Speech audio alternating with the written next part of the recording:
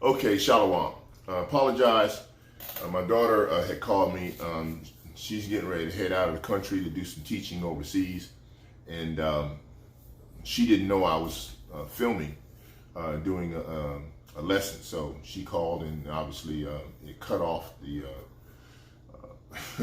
the YouTube lesson. But I'm gonna go back to where I left off. Now, I was talking about Christian derivatives. Now, these derivatives, as I said before, seem to be popping up in terms of the application and the terminology and the practices amongst Hebrew Israelites in terms of so-called Hebrew Israelite teachers. They're showing up and doing things that the Christian community has been doing in terms of telling people things like, well, you can't read this. You're not supposed to study that.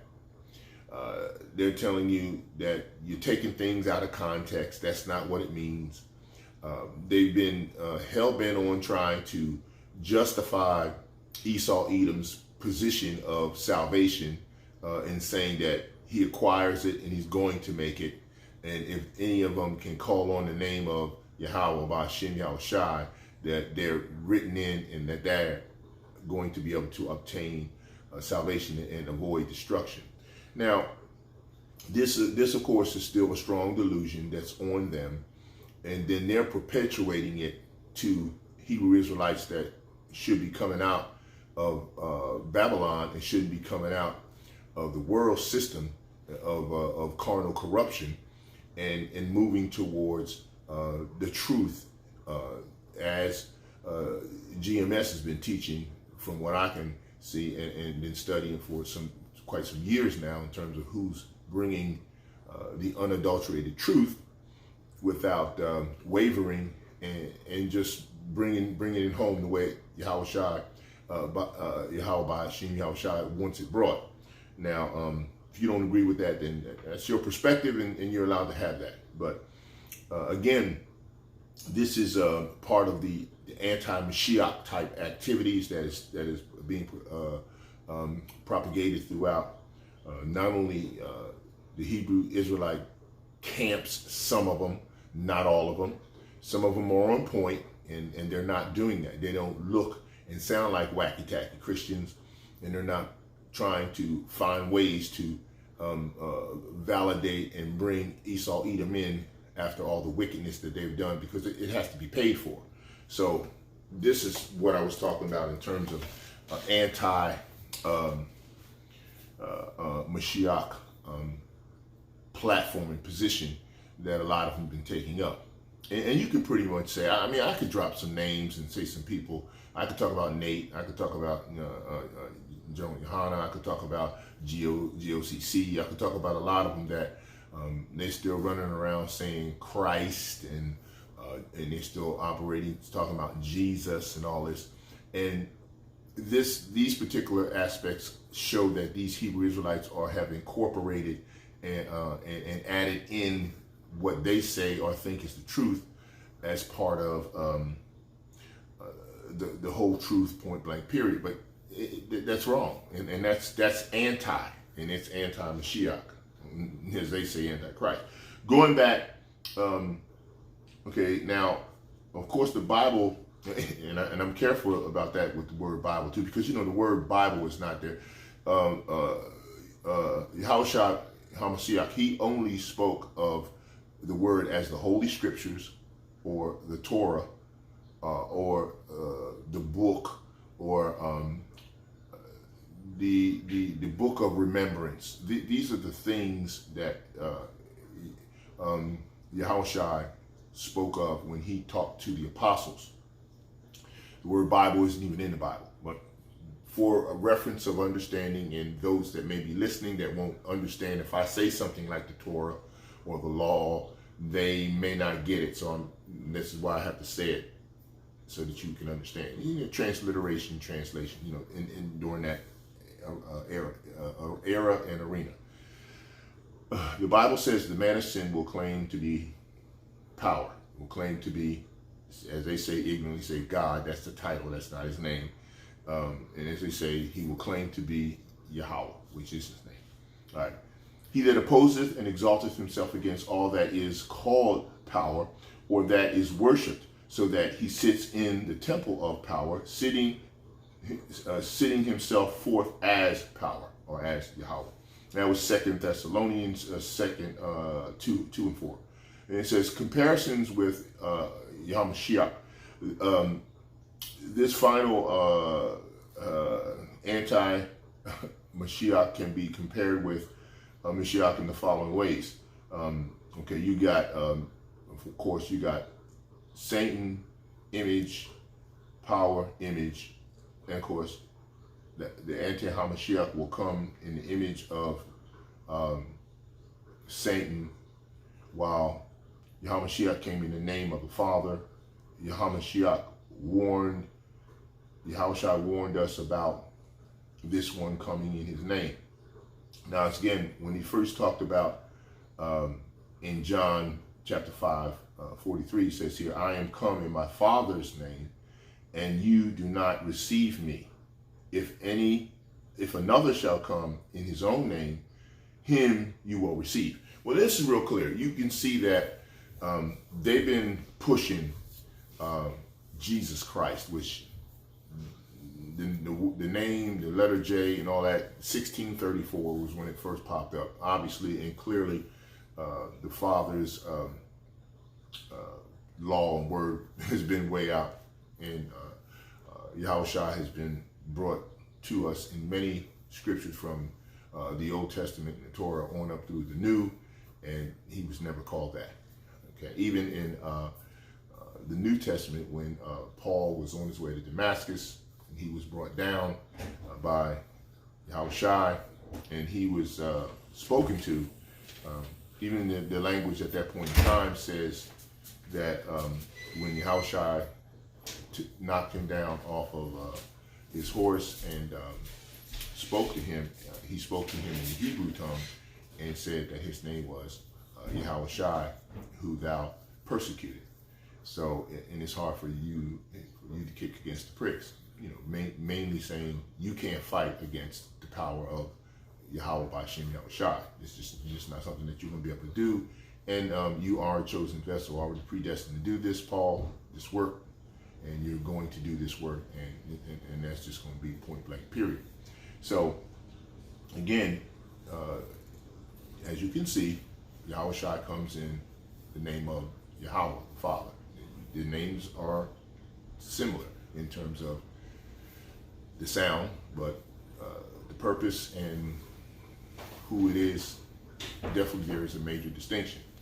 Okay, so, you know, Esau Edom, they've got a lot of wickedness going on. They've got false Trinity doctrines coming up where they try to say that the Father, the Son, and the Ruach HaKodesh is all one power, one entity that is supposed to basically be three in one. That's just not biblical. Esau always coming up with some trash, coming up with some shifty, shafty stuff, and pretty much blinding people with deception and strong delusion, which he's doing. And so let's just understand that's not the way it's supposed to go down, and that's not it.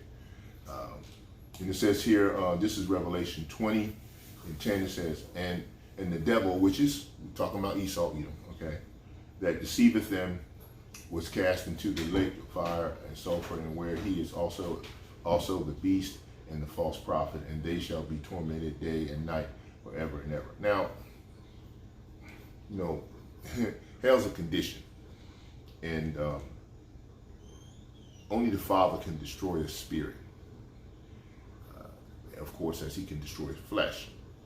Now, who would want to be in heaven where you're seeing a bunch of wicked-ass Edomites and evil people being roasted in a lake of fire on a continuous basis all the time? Now, maybe some of you are into that morbid aspect of looking at things of that nature, shalaki.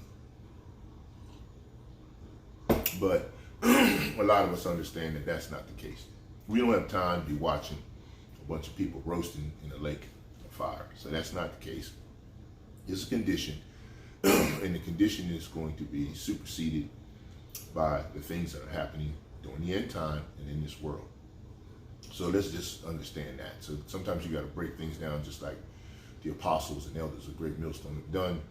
And when you get to that information, get to that level, you can understand the differences between what Esau comes up with in his fantasy world and what is actually real in terms of what we need to understand.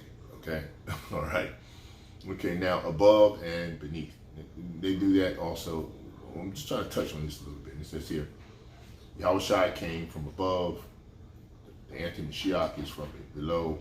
Yahushua said to the religious leaders of his day, and he said unto them, this is John 8:23, and he said unto them, you are from beneath, I am from above. You are of this world, I am not of this world.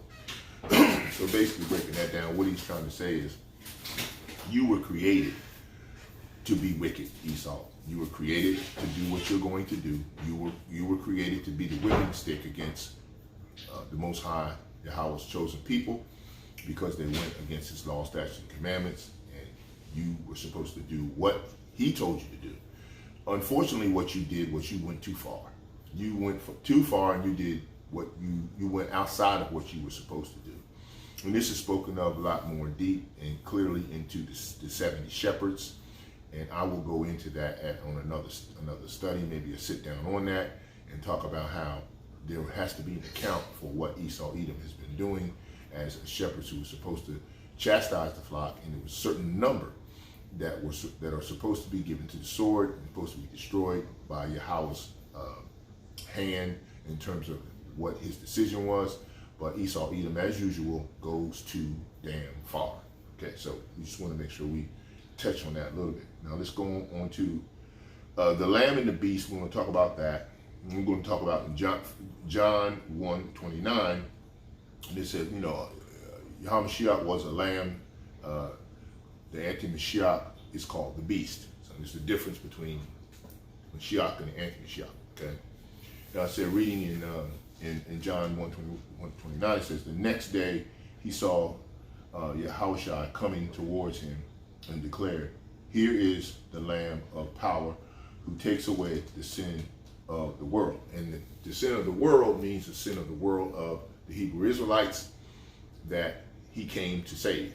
Okay, that's the people he came to save. He didn't come to save Oinkami, the entire planet and all the nations of the world. That's not it at all. Don't get it twisted. Stop trying to go there. I know that you are trying to find ways, Esau Edom, to stay in grace and salvation, but you can't do it. Father passed by you. He passed by Esau in the Old Testament. He passed by Ishmael in Kings and in the Old Testament as well. You don't get a pass. You don't do it. Okay. Next, empowered by the spiritual demon Satan and empowered by the Father. There's a choice. Yahushua, Hamashiach was empowered by power of the Most High Yahweh, but Satan is the driving force behind the anti-Mashiach. He's allowed to be the driving force behind it.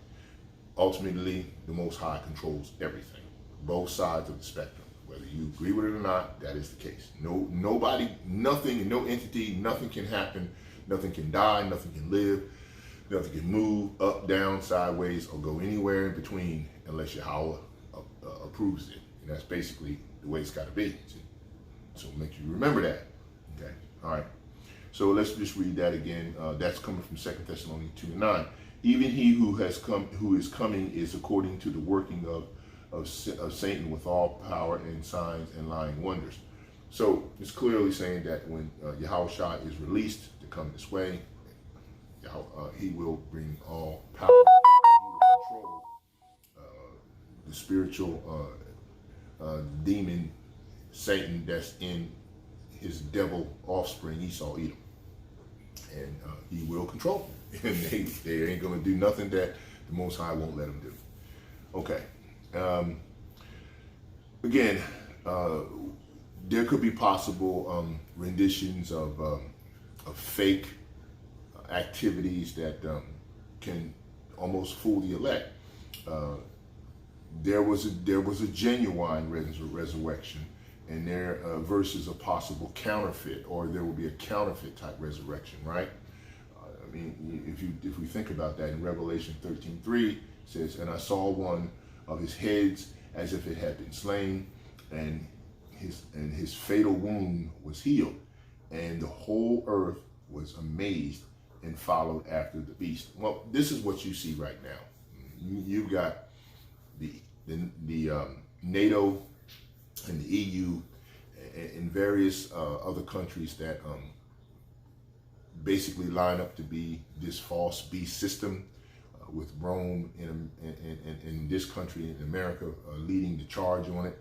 And they're getting many fatal wounds in reference to a lot of countries pulling away from America and telling America, we are not supporting the efforts that you're into. You're a deceptive, lawless system and people, and we just don't want to follow what you're doing anymore, and we're not going to support you. So in pulling away, that could be a derivative of a wound that hurt this beast system. And there's many more aspects to that. It's very manifold, and we can go into them, and I could be hours just teaching on that alone. So just wanted to clear that up. So moving forward, we're talking, okay, now we're talking about receives unbelievers, worships, receives powers worship. So yeah, clearly Esau Edom has been very creative and deceptive in getting the multitude of people in the world to worship him, to worship his fake images. His Cesare Borgia been pushed around the world. People believing that that's supposed to be the face and the image and the likeness of the Most High, Yahweh, which is truly not the case. And if they actually read the Most High's law and his word, they could see that that is the case. And a lot of them have, but they just stuck on their supremacy, which is failing completely, and it will not continue. So don't get twisted into a situation of thinking that if you can believe in a fake white Jesus or something, that you're going to be able to be saved, because that's just not going to happen. And going on, it says here, like, I'm going to read some scripture about Revelation chapter 13 and 15 to 16. And it says here, the anti-Mashiach will receive the worship of unbelievers, and Mashiach receives the worship of believers, which true, but that's what's going to go down. It says here, and there was given to him to give breath to the image of the beast, that the image of the beast might even speak and cause as many as to do worship the image of the beast to be killed, that do not worship the image to be killed. And he causeth all, the small and the great, and the rich and the poor, and the free men and the slaves, to be given a mark on their right hand or in their forehead. Now, and that's of course Revelation 13. And this is a big thing, because a lot of even some of the Hebrew Israelite so-called camps have gotten this all twisted up and wrong. And some of them don't believe that the mark of the beast is going to be pushed onto the people of the world, as well as, and try to be pushed completely onto the Hebrew Israelites of many different flavors. And when I say flavors, I mean whether they are Negroes, Latinos, or so-called American Indians.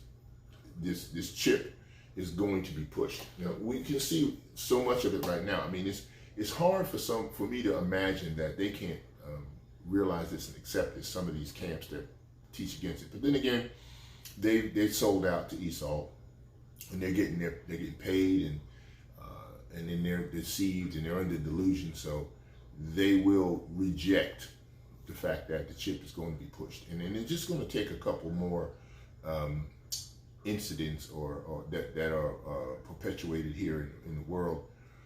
And once those incidents are perpetuated and those false flag situations go full force, and you can see them lining up, because every day, it seems like every single day, somebody's getting shot, and they're showing it on TV. So they're pushing that part of the narrative because they need to, in reference to be able to get guns out of people's hands, because they know Esau Edom, who is not yet sold onto their program, will fight against them. And then they're more worried about their own people, which the Most High said Egypt will fight against Egypt, than they are less worried about Hebrew Israelites, because we have no power in reference to weapons and like that of nature, and we don't want it, we don't need it, because the Most High will set up a standard to protect us, and we don't have to worry about that. And for those who get protected, that is the case, and those who don't, and it's whatever the Most High's will is. But again, as we know, this mark of the beast is going to be perpetuated. It's going to be pushed. It's going to cause a problem for anyone who won't buy into the world system and go after their carnality and in reference to live, buy, pay for your existence, eat, get whatever you need in order to let this flesh survive. So it's going to test your faith. It's going to see where you really stand. And if your faith is strong enough and you're there, then you will make it. If not, you won't, because it says you have to endure to the end, and that's what the Most High is interested in seeing, his people endure to the end.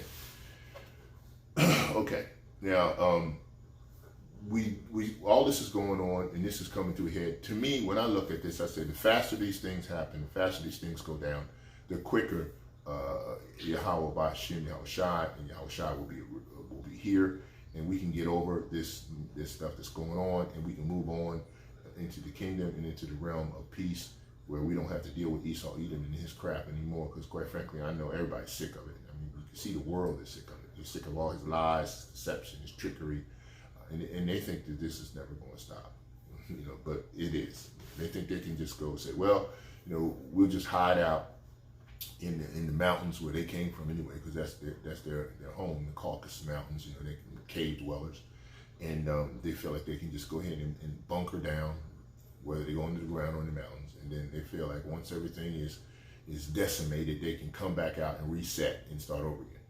It's not going to happen. Most High is not letting that happen. It's not going to happen. All right, believe me, it's not. Okay. The man of sin will be destroyed at Yahushua's coming. And then, this is 2 Thessalonians 2:8, and then the lawlessness one will be revealed, whom Yahushai Hamashiach will destroy with the breath of his mouth, annihilating him by the manifestation of his coming. So once Yahushai Hamashiach shows up, it's a wrap. He's done. In fact, he's done now, but he's going to really be through at that point in time. Okay, and it says, and the beast was captured, and with it the false prophet who had performed in its presence in signs, and by which he deceived those who had received the mark of the beast and those who worship its image. These two were thrown into the lake of fire that burns with sulfur. Revelation 19:20.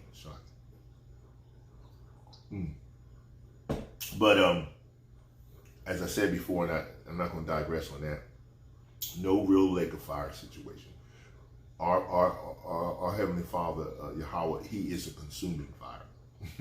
He can think you out. He can just think your ass out of existence. He doesn't have to create a fire to destroy you. He will use his methods that he prophesied about. But that's not. We're not talking about a literal. There's like people think about a literal hell. We're not going to go there because people get twisted up on that. All right. And so basically, in summary, Esau Edom has always wanted worship. That's why he wants to be around us, because he wants Jake to worship him. And he's gotten Jake to basically to worship him. He's worked that out, and it's been working for him for a long time. Our stiff-necked people have been worshiping his way, following his statutes, and following his laws and his statutes and commandments of Esau Edom instead of the Most High. They go to these wicked churches on a day called Sunday, which they sun worshiping. They follow his wicked holidays. They worship Chesra Boje.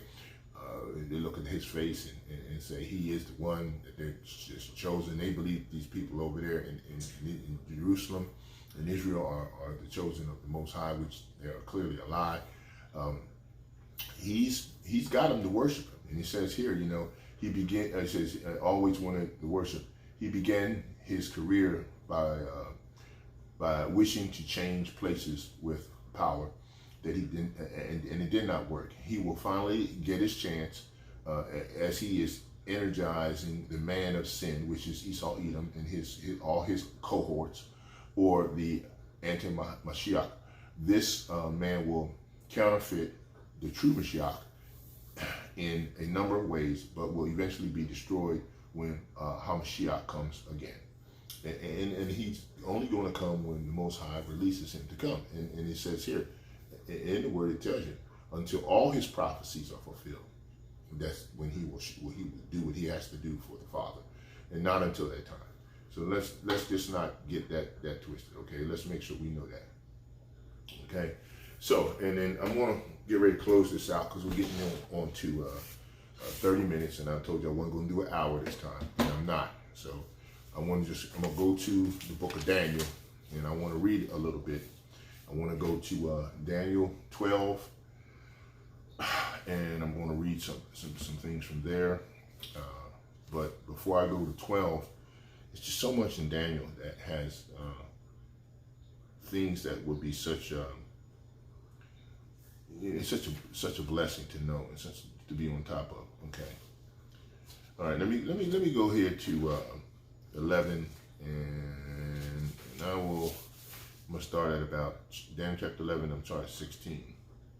It says here, but he that cometh against him shall do according to his own will, and none shall stand before him, and he shall stand in the glorious land which by his hand shall be consumed. He shall also set his face to enter within with the strength of his whole kingdom, and upright ones with him. Thus shall he do, and he shall give him the daughter of women, corrupting her, but she shall not stand on his side, neither be for him. So it kind of flips back and forth between what's going on with Israel, the EU, America, and America being the daughter of Babylon, and of course Babylon being Rome, Italy, those areas. And of course the whole world is set up in a Babylonian situation at this point, because that's how Esau Edom plays the game. It says, after this shall he turn his face unto the isles, and he shall take many.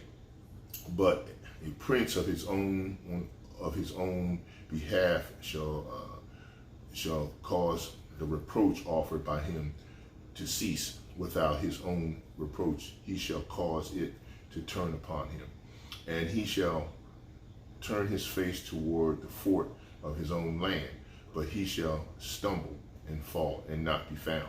And turning his face towards his own land speaks to a lot of different aspects here, including how this particular country and how they will fight against each other, like the father said, Egypt against Egypt, and then of course, the rulers of this particular land here are going to fail, and they're not going to be able to control who the people are and what the people are going to do, and it's going to be total chaos going on, right? So that's why you got to be under protection of Yahweh Bashim Yahushua. All right, it says, all right, it said, and then shall stand up in his estate a raiser of taxes in the glory of the kingdom, but within a few days shall be destroyed, neither in anger nor in battle. And in the estate shall stand up a vile person, to whom they shall not give the honor of the kingdom, but he shall come in peaceably and obtain the kingdom by flatteries. And with the arms of a flood shall he overflow from before him, and shall be broken, yea, also the prince of the covenant. And after the league made with him, he shall work deceitfully. See, there's that deception again. For he shall come up and shall become strong with a small people. Now see, that's what we're talking about. We're talking about that Esau Edom connection. See, this is the man of sin's activity. And so this is what we're talking about. So it's clear that this particular process is going to happen. And there's so much more I can talk about due to this. And I'm going to just kind of cut down on this right now, because we're getting close to that 30-minute marker. And I'll just go ahead and read a couple more. It says, and after the league made with him, he shall work deceitfully, for he shall come up and small and becomes and become strong amongst the small people. And he shall enter peaceably even upon the fattest places of the province, and he shall do that which his fathers have not done, nor his fathers' fathers. He shall scatter among them the prey and the spoil and riches, yea, and he shall forecast his devices against strongholds even for a time. And he shall stir up his power and his courage against the king of the south with a great army, and the king of the south shall be stirred up to battle with a very great and mighty army. But he shall not stand, for they shall forecast devices against him. Yea, they that feed of the portion of his meat shall destroy him, and his army shall overflow, and many shall fall down slain. And both these kings' hearts shall be to do mischief, and they shall speak lies as one table, but shall not prosper. For yet the end shall be at the time appointed.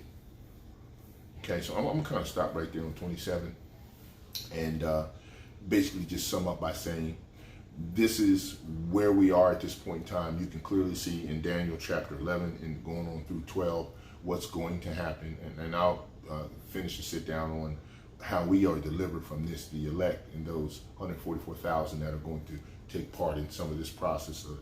But the fighting that goes on between nation against nation and everything that's happening at this point in time is going to escalate, and it's going to definitely become a problem for Esau Edom in terms of his unions between these other countries, as well as the unions between his own people. And you can clearly see that the Most High's hand is all over this. He's an excellent chess player, and his game is on point, and he is going to tear it up. And that is a point blank period. So with that note, I'm going to say Shalom, Kal Halal, Yahweh, Ba'Shem, Yahushai, Ba'Shem, Wakakodash.